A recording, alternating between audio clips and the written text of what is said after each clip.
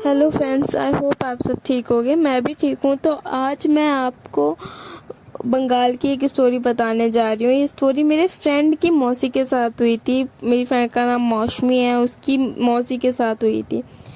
तो बहुत टाइम पहले की बात है, जब मौसी ने ना अपना घर लिया तो उसकी मौसी ने तो ना बहुत बड़ी पूजा कराई थी। लेकिन अभी तक किसी को भी नहीं पता था घर में कि वो पूजा कराई क्यों थी। वो नॉर्मल पूजा नहीं थी, अलग लेवल की पूजा पाठ थी। तो उसके बाद जब वो उस घर में रहने लग गए ना, जब उस घर में जब वो रह रहे थे ना, अचानक से उनका बहुत ज़्यादा बिजनेस लॉस होने लगा। तबीयत खराब रहने लग पड़ी बहुत ज़्यादा। उनकी ना एक छोटी बेटी थी, उसका नाम था इशू। तो वो भी बीमार रहने लग पड़ी। एक दिन की बात है कि ना मौसी ना अपनी बेटी को खाना खिला रही थी। तो खाना खाते खाते ना इशू बोली कि मम्मा देखो, बेड पे ना सेम मेरे जैसी लड़की बैठी हुई है। देखो मम्मा, देखो सेम मेरे जैसी लड़की बैठी हुई है और वो मुझे देख रही है। तो मौसी बोलती है उसकी, नहीं बेटा, कोई भी नहीं है बेटा, आपका वहम होगा, आप छोड़ो ये सब। तो उस वक्त तो वो शांत करा देती है इशू को।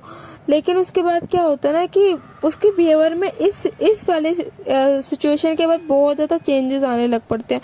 वो अकेले, बच्चे तो ऐसा करते हैं, नॉर्मली हमने देखा है कि 2-3 साल के बच्चे अपने खिलौनों से बात कर रहे होते हैं। बट कभी भी मतलब एक होता है ना कि असली में बात करना और एक होता है नकली में, तो समझ में आता है।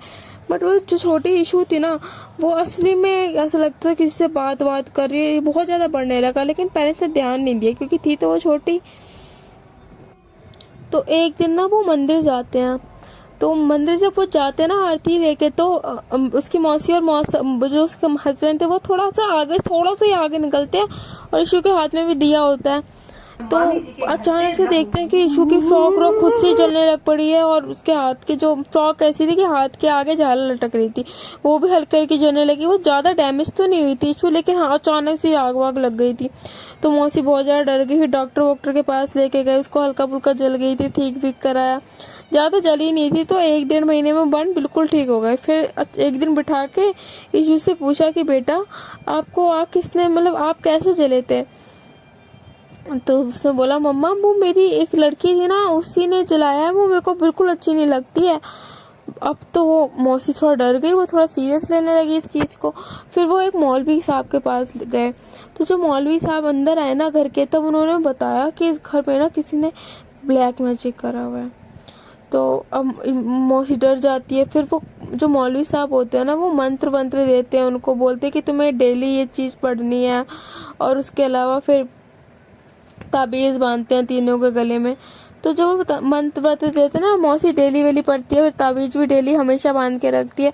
तो उनके घर में सब कुछ ठीक होने लगता है, बिजनेस भी ट्रैक में जाने लगता है, सब कुछ नॉर्मल होने लगता है।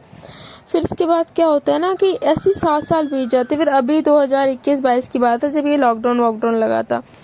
तो 2022 की बात है कि उसकी छोटी बहन का भी ना बर्थ हो चुका था। छोटी बहन 5 साल की हो चुकी थी। फिर अचानक से जब कोरोना दोबारा लगा ना, तो उनके घर में दोबारा से बीमार होने लग पड़े। लेकिन सबको लगा कि वायरस हो रहा है इसलिए हम बीमार पड़ रहे हैं। तो एक दिन क्या हुआ कि उसकी बेटी ना, छोटी वाली तनु, वो बैठ के ना खाना खा रही थी। फिर खाना खाते खाते ना अचानक से बहुत तेज चीख पड़ी उसकी मतलब छोटी बेटी। तो जब वो चीखी ना, तो सब गए, बेटा क्या हुआ क्या हुआ, रो क्यों रहे हो, संभाला उसको। तो बोलती है, मम्मा मेरे साइड में ना एक लड़की बैठी हुई है जो सेम बिल्कुल मेरे जैसे दिख रही है, और मम्मा मेरे को उससे डर लग रहा है, बताओ मैं क्या करूं। तो अब चीज जब पहले हो चुकी होती तो बंदा कहते हैं, वो उसी वक्त भाग के ना फिर मौलवी को दोबारा लेके आते हैं। फिर मौलवी साहब बताते हैं कि पता नहीं तुम्हारे घर में ये चीज़ दोबारा कैसे आ गई। फिर बहुत ज़्यादा वो मंत्र वगैरह करते हैं, दीवारों पे कुछ लिखते हैं और फिर बहुत ज़्यादा रख देते हैं उन्हें रखने के लिए कि ये चीज़ नहीं करनी है, ये चीज़ करनी है। फिर सबके गले में ताबीज़ तुबीज़ बांधते हैं और मंत्र मंत्र देते हैं। ये ज़्यादा पुरानी बात नहीं है, ये 8-9 दिन पहले की बात है। तो अभी जब से वो ये सब कर रहे हैं, जब से तो चीज़ें ठीक है और अब तबीयत भी सबकी ठीक है।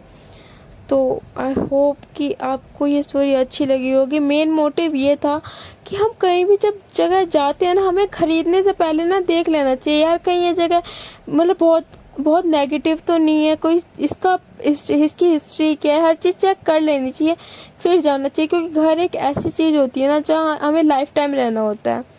तो आई होप आपको ये वीडियो अच्छी लगी होगी and thank you for watching it. ऐसे ही वीडियो के लिए मेरा चैनल सब्सक्राइब करें। Thank you.